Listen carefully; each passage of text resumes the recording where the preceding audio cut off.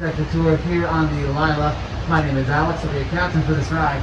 Now we will be getting underway in just a couple more minutes, but before we do, I have to give a quick and brief safety announcement, so here we go.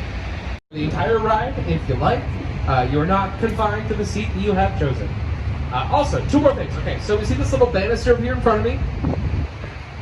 Imagine two more on my side. 120 million pounds of concrete, which is like 327 million kilos, or, in a different perspective that we can all understand, that's like 20,000 dump trucks, all filled to the brim with concrete to support Trump Tower into place. 90% of Trump Tower is just 1967. Floors 2 to 12 are the British land of so British, by the way, it serves value to the folks inside. And the rest of it is all office space, mostly for the American Medical Association, but of course, other offices are Association Tower. Designed in 1984 by Bruce Graham.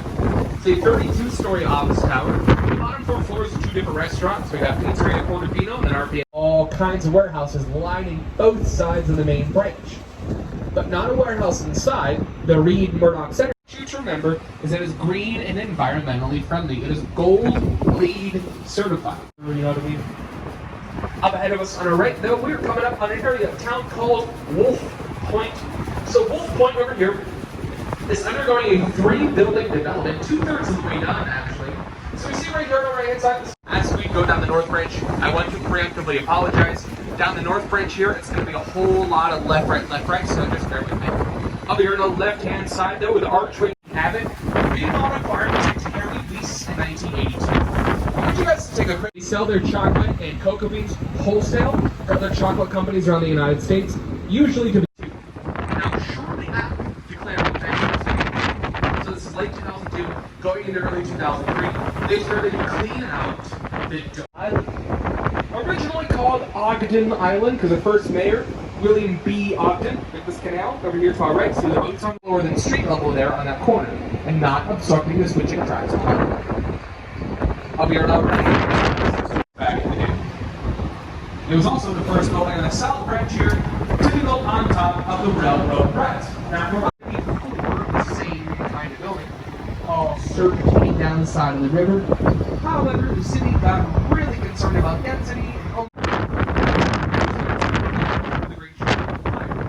the building that sits on the piece of land in which her barn once stood, the entire city of Chicago had a melting point of 1,000 degrees Fahrenheit, which sounds like a lot, but it really isn't.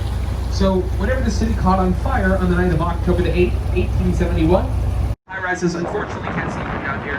Which also means that Lake Michigan is right on the other side of those high-rises too. We see the tallest one up there,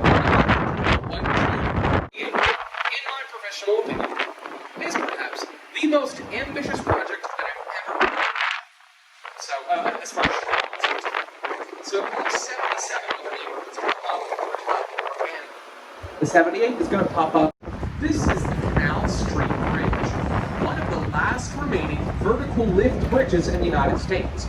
2 195-foot towers with 3.5-ton concrete counterweights. We can actually see the main bridge and then get a skyline view of the city as seen from Lake Michigan. Right now, we're actually going to get a very unique view that not a lot of people get to pass. And in my opinion, this giant shape, which is to put a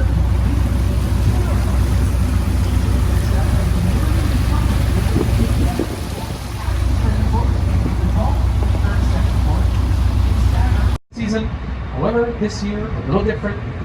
We have opened up the bridges Saturday mornings in June and July. And it looks like we're going to be doing that again in October and November to let the boats back out onto the river. But back to business. Over here on our right-hand side, we're going to see this blue glass high-rise over here. Take a look. This is 111 West Blackbird Drive. See the bottom left? There's white letters that see the Morton Steakhouse sign up there? Behind that, are the green bricks and the golden tower at the top. There's the Carbide and Carbon building, designed in 1929, my second favorite building downtown, losing only to the post office. The tower up at the top. 4 small temples on the base of the tower called Tempe Yetis, on a large temple at the top called a Belvedere. Sitting atop of 35 East Wacker Drive, the old designed the most beautiful office tower in the world. The clear winner was Raymond Hood and John Howard. by a female principal architect. And if you're wondering that, you will be delighted to know that it's right next to us. Let's talk about it. Genie Gang's brand new project up here on the right hand side is the Vista Tower.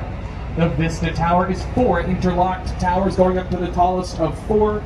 The tallest of the steps comes up to 1,198 feet or 362 meters. You notice there's a bunch of different shades of a dark blue, a light blue, and a gray, and that is for a reason you may not suspect. Birds.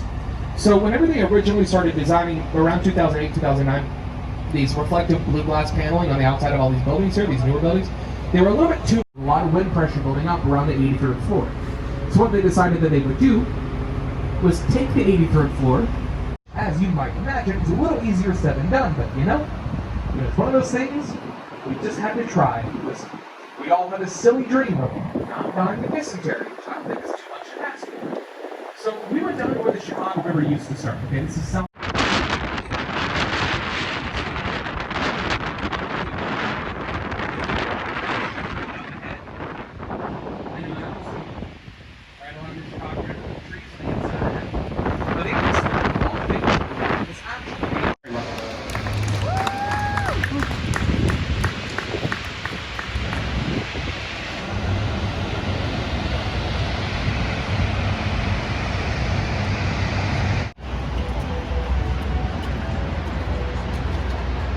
Sorry.